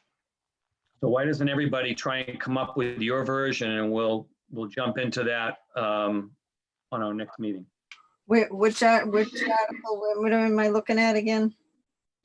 -1C. 2-1C, okay. I'm sorry. I made a mistake. That's the term of office. Yeah. That's the term of office. I'm sorry. I just looked at that and I saw term limits, and that's not correct. Term limits, which was actually down in the next section under prohibitions. So let me ask the question. Does anybody feel like we need to change the term of office for counselor? Right now it's 3 years. No. The only I see no significant reason to. The only significant change in there on the 2017 version is it's in the second line of the paragraph. The start But- date. Beginning on the day following the election versus beginning on the second Monday following the election. And that, it seems like a small change, but when you think about it, if there's an election and then 2 Mondays later, you could have a town council meeting with a significant vote. And people voting on that could have been town councilors that just lost the election. Yeah. So I like the way this is written in this change. You support having the day after the election, Yes. okay? I like that too. Yeah, sounds good to me. So nothing's changing here. We're just So, adopting the. We'll accept this one. Okay. All right, so the next section is what we'll begin with next week, our next meeting. And what this document that we're looking at, actually, they removed the whole term limit section, but that was contained right in here. I think it was actually, I'll have to go back and look. It might have been section 2.1E possibly. So It was. still go back and come up with your own verbiage for what you think term limits should look like, okay? Okay, All right. Then I'll put it all in one document and we'll have everybody's listed that we can look at. Okay, Sounds great. good. Well, I'm glad we got through Article 1. When we started Article 2. That's good. All right, next item here, real quick. We have no new business tonight. Public comment. I didn't see anyone else join. Can you guys still hear me? I'm getting a message that my internet connection is unstable. No, you're We good. can now. It was. yes. Okay. All right. Any action items for the next meeting? Now, I'm Next meeting, probably going to try to do something similar to what I did tonight. Go through and just make some suggested changes, and I want to try to get it to you guys a couple of days ahead so you have more time to review. But I think that really helped to streamline the process. I agree. That was awesome. Yeah, that was really helpful. I'm Yeah, gonna- thank I'm you, gonna Scott. That's Try a to good idea. keep So doing you'll, that as long as I can. so you'll do that specifically for Article 2, right? Yes, yeah, Good, Yeah, that- okay. that'll be the plan. And then everyone else will do something for term limits. Okay, great. Our next meeting is Wednesday, December 2nd, 7 PM.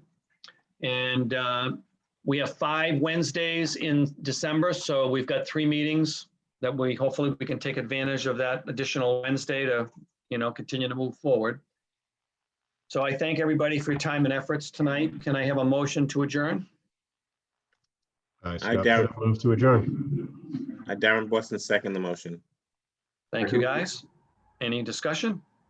Who motioned? All right, Josh, roll call. Yep, who motioned originally? Scott Pitta. Okay, thanks, Scott. All right, Ed, Yes. Tom, Yes. Steve, Yes. Scott, Yes. Janet, Yes. Darren. Yes. Thank you. The motion was approved. The meeting is adjourned. All right, thanks, everybody. Happy Thanksgiving.